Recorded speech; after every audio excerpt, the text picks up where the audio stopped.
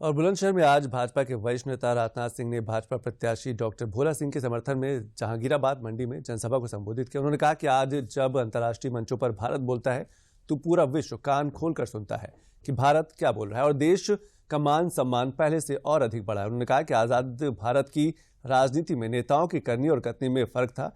इस चुनौती को पहली बार प्रधानमंत्री मोदी ने स्वीकार किया। हमने जाति धर्म की राजनीति नहीं की।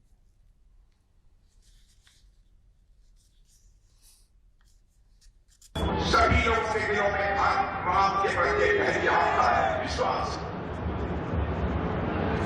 हमने कठिनाइयों की चिंता नहीं की।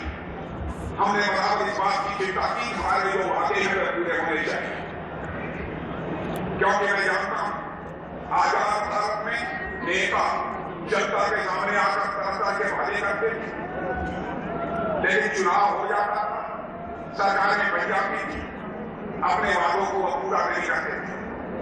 नेताओं के कहने और करने में, कथनी और करने में अंतर होने के कारण ही भारत की राजनीति और भारत के नेताओं पर से जनता का विश्वास धीरे धीरे प्रभावित हो रहा है। और भाइयों, यह विश्वास का संकट भारत की राजनीति में निरंतर बना होता चला है। पहली बार इस चुनौती को किसी ने स्वीकार किया है, हमारे प्रधानमंत्री मोदी जी ने स्वीकार किया है।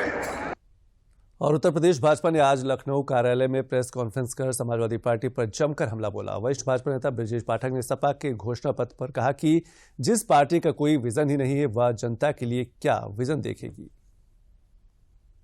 समाजवादी पार्टी के मुखिया ने, अखिलेश यादव जी ने जो विजन डॉक्यूमेंट जारी किया है, उस संबंध में हम कुछ तथ्य आपके समक्ष रखना चाहेंगे। सबसे बड़ी बात थी, जब विजन डॉक्यूमेंट वो पढ़ रहे थे समाजवादी पार्टी का, तो डायस पर हमने देखा उनके दोनों राष्ट्रीय महासचिव, जो उनके चाचा भी हैं, दोनों राष्ट्रीय महासचिव नदारद थे।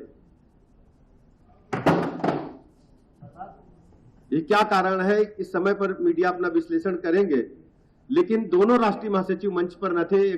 बड़े चाचा, छोटे चाचा, दोनों लोग अनुपस्थित थे। और सबसे बड़ी बात थी कि जिस विजन डॉक्यूमेंट को वो पढ़ रहे थे,